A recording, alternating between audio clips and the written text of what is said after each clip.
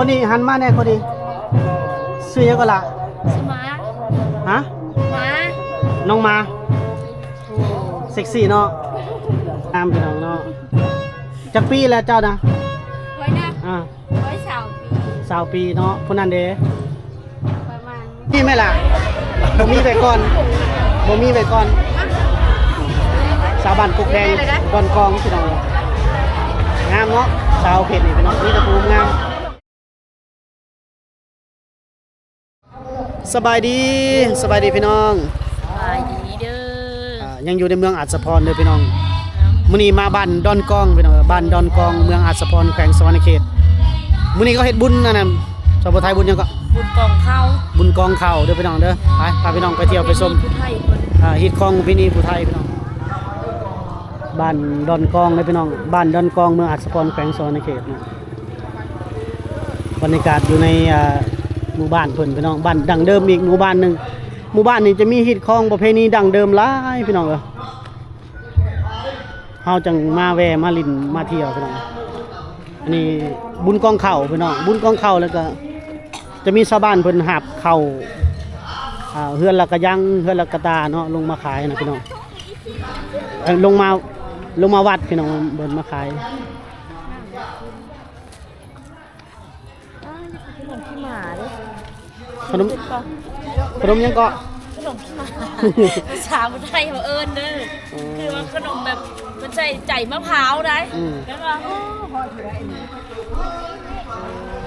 เพิ่นว่าขนมยังก็ขนมขี้หมาสมัยยังน้อยเอิ้นเท่านะอ๋อขนมขี้หมาคือว่าภาษาลาวก็จะชื่อว่านั่นแหละเนาะแต่ว่าภาษาขนมขี้ม้าคือเก่านั่นแหละเนาะขนมขี้ม้าคือเก่าแล้วตัวสิได้กินนี่บ่ได้มีอะไรนอกจากงานบุญเนาะทั้งเบิ่งขม่าน้ำบุญมันก็เนี่ยค่ะชื่อกันนะโอ้กินสะหึงแล้วเฮ็ดไม่ห้อยคักเนาะซิมให้เบิ่งเช้าจืดแล้วขม่าประเด็ดตะคืนนี่ได้เฮ็ดมื้อเช้านี่เฮ็ดตอนเช้าเลยเนาะไปเฮ็ดใจหยังบัดนี้ใจมะพร้าวขนมไม่ต้องโอ้คือสิแซ่บเนาะมันก้อนพูดเท่าใดนี่พูด10,000กีบพี่น้องเลยสมัยละก้อนละพัน10,000 บาทเอ้ย10,000กีบ3 บาทก็เป็น10 8 ปีแล้วมันเนาะ10ยังอยู่ดังเดิมจื้อใจได้แม่มาโดย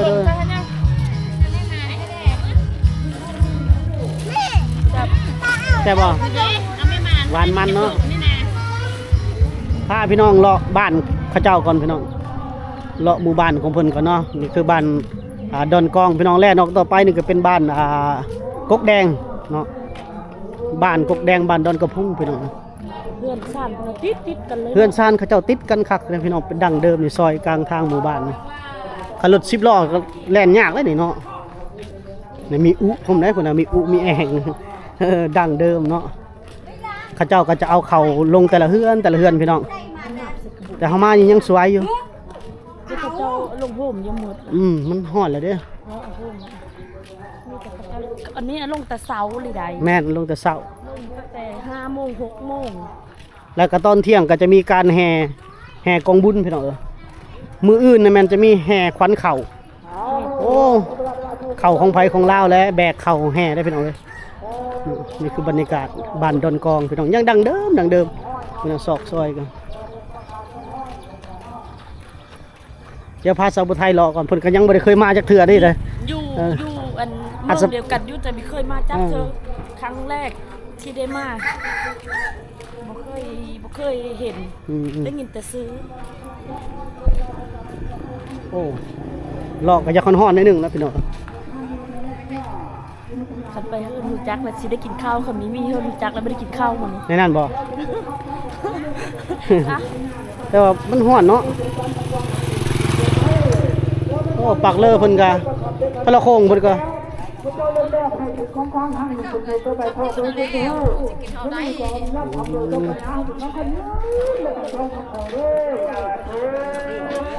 ทางนี้บ่ฮ้อนเนาะนั่นยังนั่งพิงไฟอยู่ทางนี้เราฮ้อนแล้วเมื่อไรเข้าลงไปโฮมเลยสิเมื่อเดินไปเลยลงแล้วบ่เข้าเอาเข่าลงเลยเนาะลงเร็วโอ้บ่ทันสำเนาะ อย่าถ่ายให้ผู้ชมเพิ่นเบิ่งอะนะ เอาแล้วบ่ มาซาพูดสิ เอาลงเดี๋ยวครับ โดย จะหมดละ เขาลงอยู่เบิดแล้วเนาะโดย มาสวย เอาเป็นมือโน่ โอ้มาบ่ทันหึจังหวะ แล้วคือเดินน้ำเจ้า เจ๊แหละเพิ่นเห็นเมื่อวานมื้อซื่อนี่ทางนี้ไปเฮ็ดให้แม่แจ็คเอาประเทศยังขายนะ อันนั้นพักโบ เออ เดินบ่ดับได้เลย รูปไปหาหน่อยหนึง เออ ไปบ่ไปเลาะเบิ่งก่อนกับไปอยู่เนาะจักภาพบรรยากาศพี่น้องซอกซอยเฮือนดังเดิมได้พี่น้องเอ้ย คนละโหพักคักเลย ขันแล้วมีน้อยนึง อ๋ออันนี้หัวพัก บ่ได้โขมันไว้แกโอแกหางมัน อ๋อเฮ็ดขายบ่ มีผู้ชื่อกะคาย เออ เป็นปูปีหน้าห้องเฮ็ดเพิ่นกับปูเฮ็ดคือกันเด้ อ๋อเฮือนเฮ็ดแด้เนาะ เด้เพิ่นห้องต อ๋ออันนี้ห้องตำเนาะห้องตำเฮ็ดทางนั้นแหละมัน ำอันนั้นก็แม่นกับบักกะหลายนะ อันใด ผู้พักแล้วนะ โอ้อยู่ทางเฮือนพุ่นเนาะ คนละเจ้าที่ ทางนี้เฮือน ได้หายได้อยู่โซนกูหา อันนี้เฮือนเฮ็ดพุ่นเนาะหลายหลังคาเด้อพี่น้องเอ้ยพี่น้องชาวบ้านดอนกองพี่น้องของตะลางเพิ่นก็ดังเดิมคือเฮือนเฮาแตะเก่าตะกี้พุ่นแหล้วพี่น้อง มันพบ อือ มือ คือ นะ ทางมีแต่คือพุ่น โดย เป็นตาจีบัน ก็มาจอบพี่น้องเพิ่นก่อนทางพี่เตรียมลงวัดลงว่าแล้วบ่ กำลังสิเริ่ม โอ้อยู่เป็นจุ่มเป็นอะไรเนาะเอาเข้าหาบเข้าลงแล้วบ่ ภาพลงแล้ว โอ้จะเศร้าพุ่นเนาะเอามาจนบ่ทันอยากเห็นเพิ่นหาบเข้าลงไปไปห่มอยู่วัดพี่น้องเอาลงแล้วเพิ่นว่านี่พี่น้องชาวบ้านดอนกองพี่น้องเขาลงแต่เศร้าเนาะอืมสบายดีน้องมีเนาะอันเอาเข้าลงวัดแล้วบ่มื้อนี้ เอาลงแล้ว เอาเข้าลงวัดแล้วเนาะเอาลงแต่จักโมง เข้าบางทีเขาก็ลงประมาณ8-9 โมง โอ้เจ้าก็เพื่อนเจ้าก็ลงแล้วบ่ แม่ กระบุงหนึงเนาะเตรียมตัวไปแห่กองบุญนำเขาอยู่บ่มื้อนี้ เกม ไปบ่อ๋อจักโมงเขาแห่กองบุญนะ 12 โมงแล้วแต่แบบแล้วแต่นั้นกันแล้วแต่เช้าก็ลงแต่เช้า โอ้มื้อนี้จะมีการแห่กองบุญเนาะ แม่ มื้ออื่นมันแห่หยังมื้ออื่น อื่นแม่ป้อนบ้านบ่ได้แห้ง บ่ได้แห่บ่มื้ออื่นนะอันตัวเขาว่าแห่ขวัญเข้าเด้อซะ แบบแห่ตอนเช้ามา โอ้พี่น้องนี่ก็น้องมีบ้านดอนกองพี่น้องใส่หมูไปใส่หมดแล้ว ไปเรียน โอ้หมูไปเวียนหมดแล้วพี่น้องเพิ่นเอาบ่ได้เข้าโรงเรียนซะเนาะ แม่ ใจน้องมีพี่น้องเดี๋ยวจะเห็นนุ่งสิ้นแน่นอนเข้าไปวัดเนาะ แม่ เดี๋ยวจะเห็นพี่น้องนุ่งสิ้นจะงามพี่น้องประตูโค้งวัดบ้านดอนกองนะพี่น้องดังเดิมคักเนาะพี่น้องเนาะดังเดิมคลาสสิกคักเลยพี่น้อง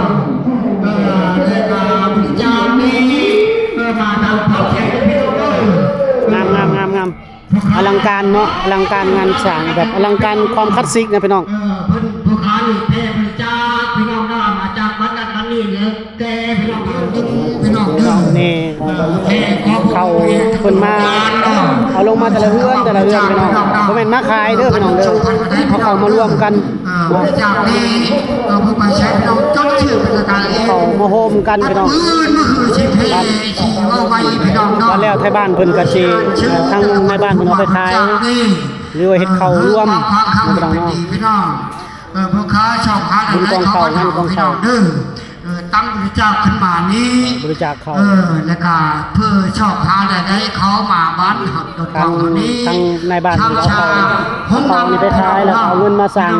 วัดพระอารามพี่น้อง และช่วยเด้อพี่น้องเด้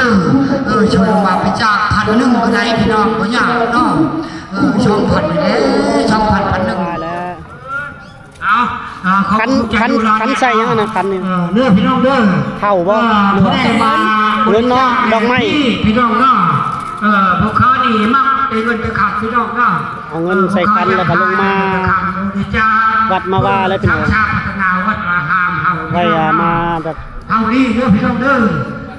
ขอเชิญทัพแก่ มาบริจาคมาถวายพี่น้องเอิ้นมามาถวาย เพื่อแผ่ทั้งหลวงร้านเด้อพี่น้องเด้อ นี่วัดบ้านดอนกองหอแจกบ้านดอนกองพี่น้องดั้งเดิมคลาสสิกขนาดพี่น้องหายากได้วัดนี้เนาะ ชาวยังพันนึ่งชอบพันพี่น้องเราต้องเงินถวายเนาะเอาเพื่อบริจาคก็ต้องผมก็ก็เปลี่ยนก็เนาะแล้วก็มาพักแขกด้วยพี่น้องเด้อนี่แหละเนาะ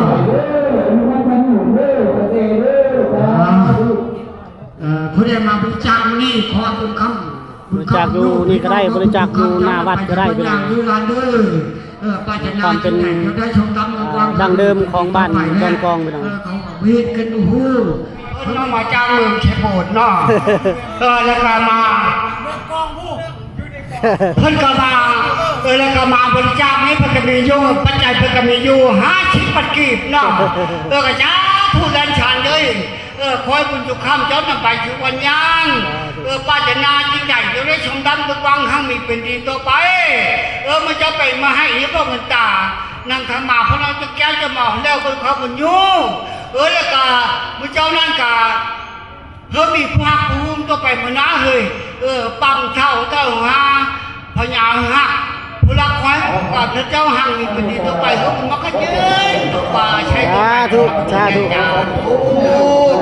เอามุทนาเด้อรันฉายเด้อจ้าทุเอา สบายดีลงวัดบ่นี่นะเวลาโอ้ติบเข่าหลายขนาดพี่น้องติบเข่าเต็มเลยเนาะ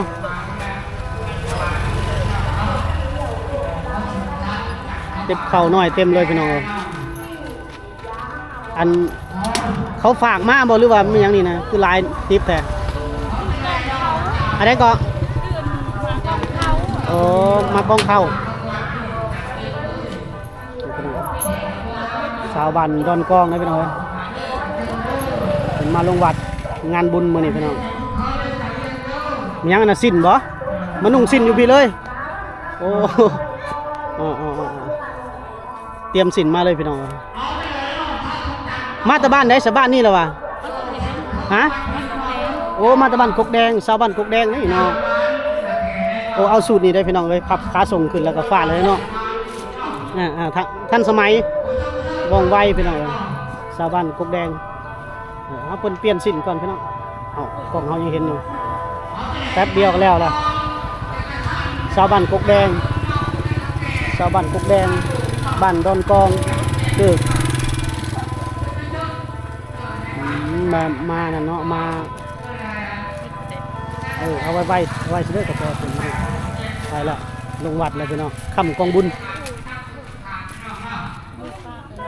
หมู่ฝากมาพร้อมเนาะหมู่ฝากมาพร้อมพี่น้อง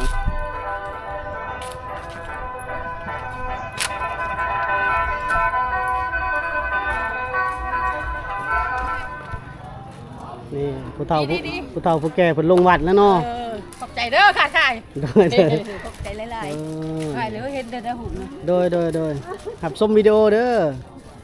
ผู้เฒ่าผู้แก่ชาวบ้านดอนกองพี่น้องถือกระตาคันมาถือกระตาคันลงแห่เตรียมแห่บุญกองเข่าแล้วพี่น้องจังหน่อยเพิ่นก็แห่แล้วทางเพศนี่ก็แห่กองเข่าแล้วพี่น้องดั้งเดิมคักขนาดได้พี่น้องนะประมาณเที่ยงเพิ่นแห่บุญกองเข่าแห่กองเข่าแห่ขวัญเข่าวัดว่าเพิ่นก็ดั้งเดิมแล้วพี่น้องเนาะตอนนี้ก็มาแล้วญาติโยมชาวพุทธเนาะศรัทธาลงวัดลงวาพี่น้องดังเดิมบ้านเพิ่นเฮ็ดบุญกองเข่าแห่กองเข่าแห่ขวัญเข่าพี่น้องชาวบ้านดอนกองตัวหลังมาคำเพลนนี่เนาะเอาแล้วเอาแล้วเอาไปแล้วสิเอาไปแล้วพี่น้องแห่ป้าตก มาเต็มเลยพี่น้อง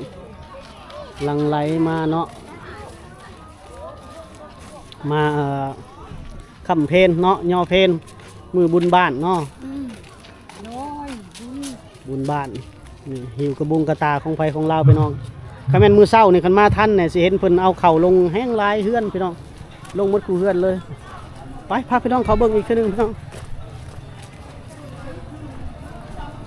สิเพนเลยเด้เพิ่นก็เอาเขาเอาน้ำมาย่อลงวัดลงว่าพี่น้องกระบุงกระตาแบบนี้ได้พี่น้องชาวบ้านดอนกองโอ้พี่น้องเอ้ยมาเห็นกันเนาะตื่นเต้นบ่จอยเองกันบ้านเพิ่นดังเดิมวิธีเพิ่นเฮ็ดให้พี่น้อง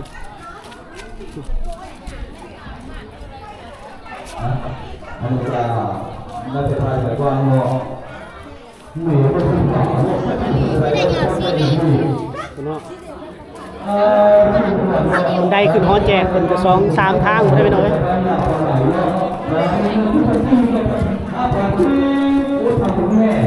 เต็มเลย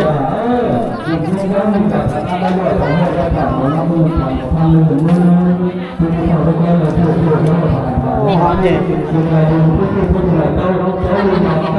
ทั้งเป็นหนังอันหนังกองหนังถ้วยไว้เห็นกองเลยพี่น้อง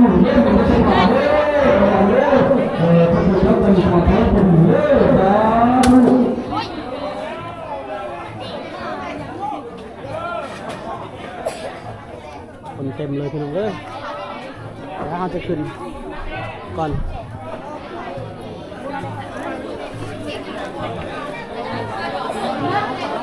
พี่น้องชาวบ้านดอนกล้องเลยพี่น้อง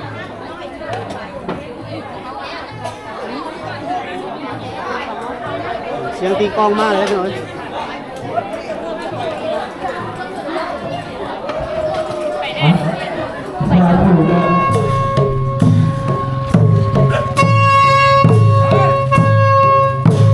เริ่มเลยพี่น้องเริ่มมีแห่แล้ว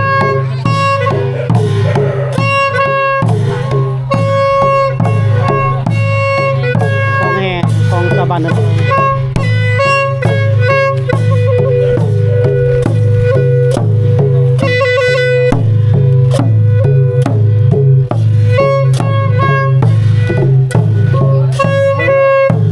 เหล้า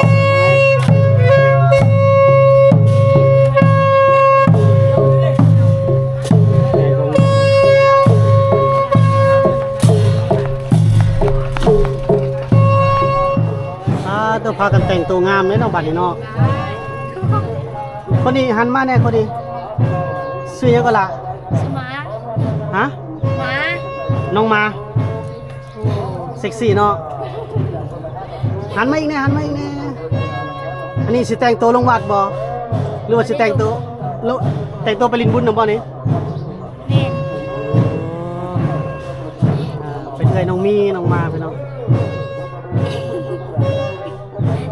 สวยทางนี้อีกเด้คนนั้นน้องมีเนาะคนนี้เด้ซะ เลย ฮะ เลย เอ้ยซื้อเพิ่นเด้ซะ มี มี แมน ผู้นี้เด้ซะนี่ก็มีอันนี้ก็มี อันนี้แบบมีไม่ได้แบบมีตัวบอ โอ้มีนะผู้นี้ซื้อได้มีผู้นี้นะ พูดนี่นะมี เออ นี่นะมี อันนี้มีหมาโอ้ย มาผมมันมา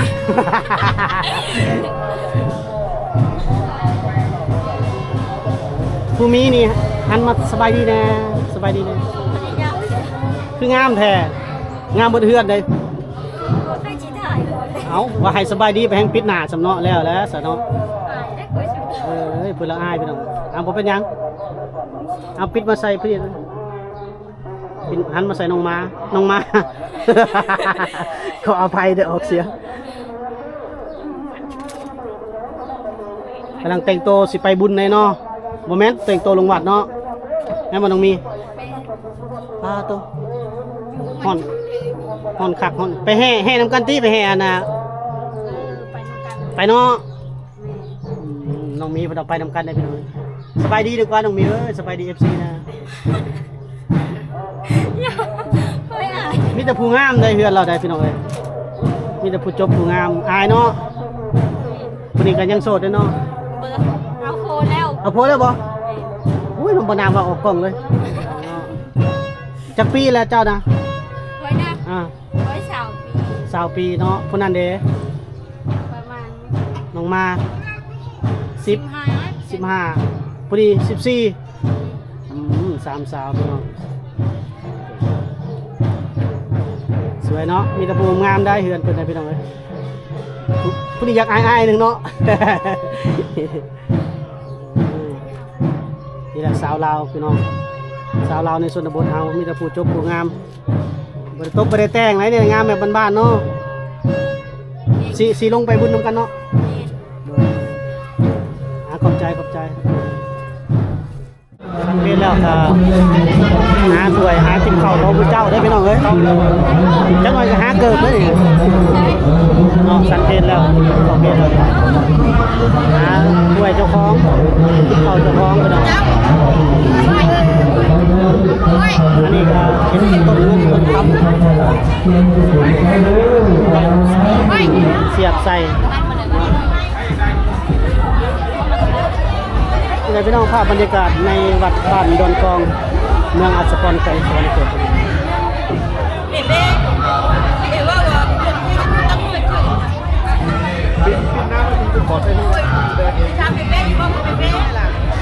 บ่มีไปก่อนสาวบ้านกุกแดงดอนกองพี่น้องงามเนาะสาวเผ็ดนี่พี่น้องนี่ตะปูงามโดยเอ๊ะได้เดี๋ยวหลับหน้าหลับตาอยู่บ่อีกค่ะ มากับไผล่ะอ๋อมื้อแรงก็มาลิ้นบุญนี่บ่มื้อแรงกันยังบ่รู้เนาะคันมาได้พ่อกันอยู่เนาะเจอมาแล้วเปิดไล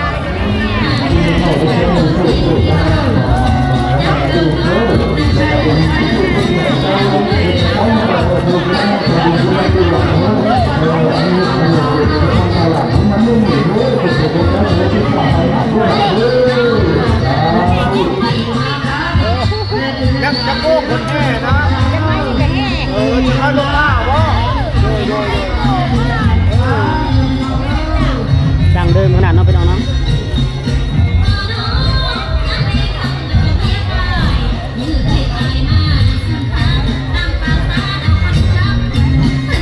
กลับเลยนะพี่น้องเอ้ยถือกระบุงกระตาของไปของเราเลยเนาะ